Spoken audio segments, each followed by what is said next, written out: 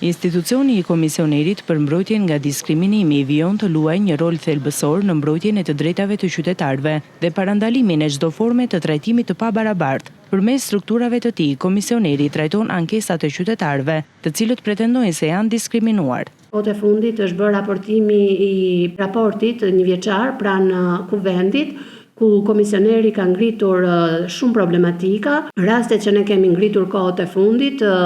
ku është të prekur më tepër diskriminimi, ku kanë qenë rastet e diskriminimit, të cilat kanë qenë në fushën e punësimit, dhe fundit faret kanë qenë edhe ato të personave me aftësi të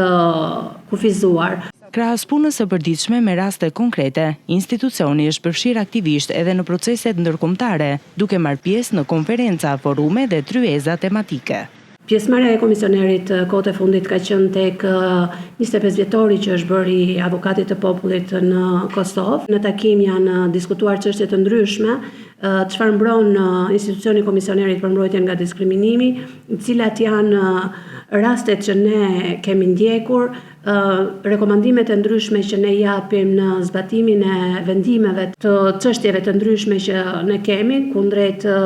rekomandim për ndryshimin e një ligji, nëse tek ai ka një akses ku është ndërhyrja e institucionit tonë dhe e cila prek grupe të veçanta njerëzish. Pjesëmarrja në këto aktivitete shërben për shkëmbimin e praktikave të mira, forcimin e standardeve të mbrojtjes nga diskriminimi dhe pasurimin e kuadrit ligjor dhe institucional në vend.